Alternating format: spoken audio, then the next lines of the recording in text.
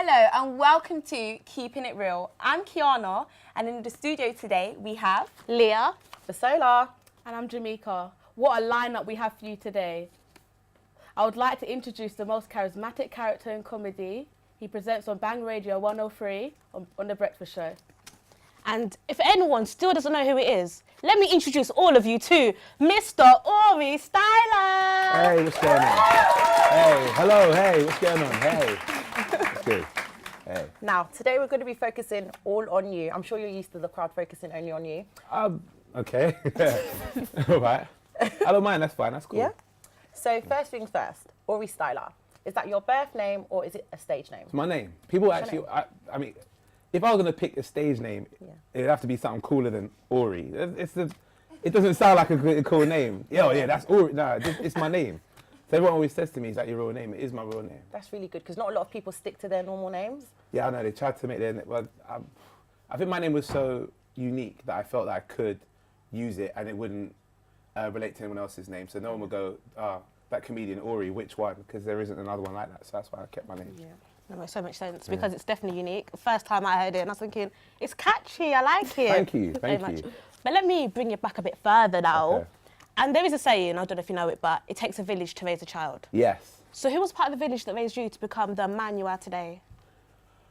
I don't, maybe, all right, it's going to sound bad. I love doing comedy, but my mum was fully against it. She's a businesswoman. So for her, I probably wasn't raised in the best of way that she would want me to be. Like, she would have wanted me to be in property or as a doctor or something like that. So the village, yeah, exactly, Yes. typical of it. So the village that so-called raised me, my mum would turn around and say, we should have moved to another village because I'm a comedian now and it's not really what she would have wanted. But then, in essence, I don't think it's, I think it was just my family household. It was, at home, it was me and my mum. Mum and dad aren't together. My dad is also a big part of my life.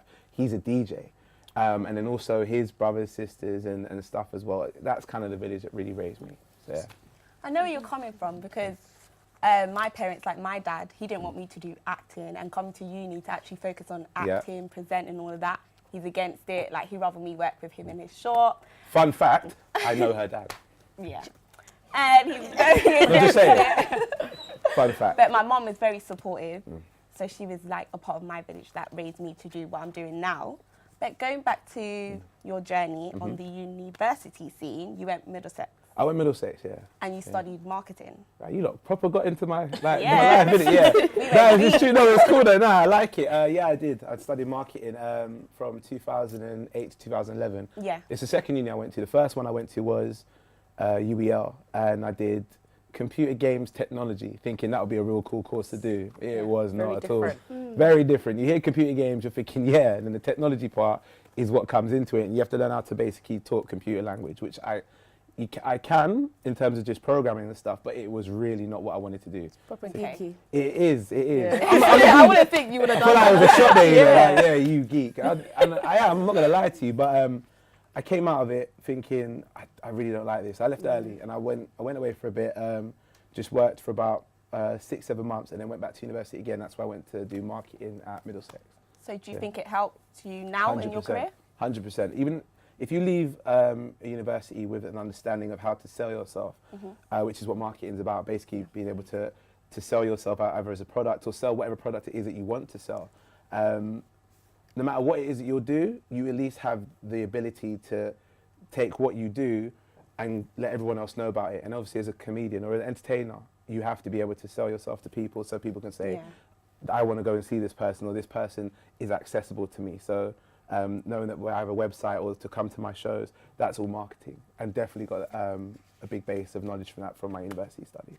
Now, we're all students and we find it so difficult, like balancing out our social lives and normal lives and everything, and with uni work. So how did you balance everything? What advice can you give to us? My advice would be the first year, do everything you can socially.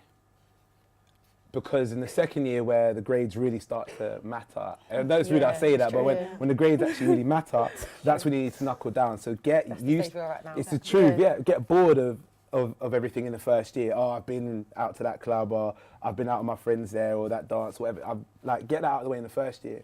In the second year and the third year, knuckle down. So when people say, oh yeah, I'm going to go to Afrobeats versus dancehall versus funky house, whatever it is That they was do, us last year. that's the day you go in it. Right? When people say, I'm going to that one, you can go, oh, I went last year, it was boring, I did it, I've done it enough times. That's the best way to balance it, is to kind of binge it in the first year, and in the second and third year, you'll be like, I'm bored of it, I need to knuckle down, I know why I'm here. So second year, you're trying to say we shouldn't party? I'm not saying you shouldn't party, you have to relax, but don't party as much as you would have wanted to in the first year. Because remember, first year is the first time you've come to university. So being away from, let's say, your parents, if you're living on campus, for you is a massive experience. You're like, they're not around, I can come home when I want to. Some people go a bit wild. Some people probably do go a bit wild. I can imagine. But at least if they do it in the first year, they've gone wild in the first year. In the second year, when they start to realise that money's coming out of their account because they got to pay for their tuition. Yeah. And they can't eat their foods, and they're eating noodles, they're ramen, and they're... Exactly. Let's see what everyone loves. Which one? What noodle? Which one? Indomie. I've never had Indomie before. Thank you. It's disgusting, isn't it? I don't know what it is. Everyone has Indomie. It is nice noodles though. It's a noodle. Is it? Disgusting. That sounds really It's hard. nice. It's like... It's hard. It's water It's like and... normal noodles. Yeah. Just put some water in a bit Like of some people, their parents give them in a box, Yes. last them the whole year. Wow. that and their plantain chips. No. But let me ask you a quick question. Yeah, go ahead. Because even though you did do all that stuff in the university, you still made an impact on the university scene. Yeah, I did. Yeah, but I think when you're in uni, you get the chance you to. kind Yeah. of do. So, Have you had a big clash? Oh yeah, I performed at Big Clash. You did? We'll come to that one. Okay. But for everyone at home and for the audience, if you don't know what Big Clash is, it's when the universities come together and clash it out, with it being either dance or kind of drinking games or general knowledge. Even they have this make-up breakup thing, which you will kind of know about a bit more. But let me leave that for a second and let me go back to my guest real quick. And I want to ask you, would you ever give back to the uni scene and have a show or an event that happens annually? I do, yeah. Me and my cousin, he's a DJ as well. He's a few years younger than me, so he's only come out of the uni scene a few years after. We came out a few years after me. Still has a lot of connections with the university, and ever since I became, and I would say a more popular comedian in terms of people have seen me do the show here or tour over Europe or be on TV and stuff. You become more wanted to come back to perform at university. So what we did is we put on a show which we take to different universities, and we provide the comedians. They basically just ask us to put on the show, and they just sell the tickets, which makes it easier for them. Because if they know how to contact their people they can sell the tickets to, that's cool. What they may not be able to do is to contact the comedians and be able to negotiate with them, whereas these comedians are friends of mine. We talk on a daily basis. So for me to say, look, I've got a show coming on, do you want to come down? That's where I come in handy for the universities, whereas the universities couldn't just sell the tickets. So yeah, that's something a project we started last month, and it kicks off at it kicks off middle of March through to April. So hopefully it'll be here soon, so we can all go to Hopefully it. it will be, Everybody yeah. go Bring to it it. to our Guys, uni. I think we so, put him yeah. on the spot now, don't you think? Yeah, Talking of the big clash, got a little Okay. game for you. It's called Speak Up, Break Up and Make Up. Have you Okay. heard of it before? You must Yeah. have, because it was Yeah. a big clash. So do I need to explain the rules or you've got it? Just a refresher, just so I can go on, give me a refresher. Cause Okay, if it's so the game I I'm can do that. thinking. Okay. I'm going to give everyone allocated roles. So this, Okay. you can be Speak Up, she's going to be Break Up, and she's going to be Make Up. Okay. Now what you need to do is you need to make up with her, you need to chat her up, and you need to break up with her. It's all got to be funny. It's how funny it is. Pressure. Yeah. Okay. Yes. You're a comedian, right? So He Okay. likes to be on the spot. Do it. Do I'll it. do what I can. What was I? Break up, make up? Make up. Let's go first. So can you make up with her quickly? We Okay. literally only have 60 seconds, so Okay, so we need to make up. Cool. Yeah. I'll buy you Brazilian. All right, next.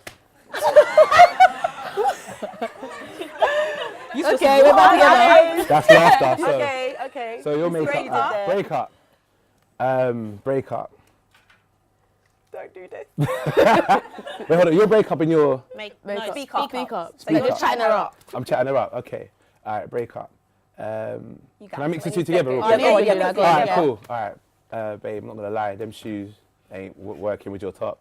But hear what? They would work really nice with Georgia. The colour looks good. And oh my God. I'm serious. Baby, you nice with them shoes on. I'm just going to finish this game because you're just Unfortunately, we don't have enough time. I want a Brazilian. But we know that you have a tour coming up. We just wanted to find out where we'd be able to get tickets to come and see you. Okay, my tour is, my show's called Working Hardly. And it's a tour that I'm taking around the UK. If you want to check out information about that, go to workinghardly.co.uk. Okay. So, everyone hear that, yeah? Get tickets for Aurie Styla, Working Hardly. And Make you can sure. catch him at Band Radio, Monday to Friday, 7 to 10 a.m. But I want to say thank you so much, Aurie. The audience have loved you. You've kept us all laughing. That's cool. Audience at home, you'll see us next time on Keeping It Real. Thank you. Bye. Thank you.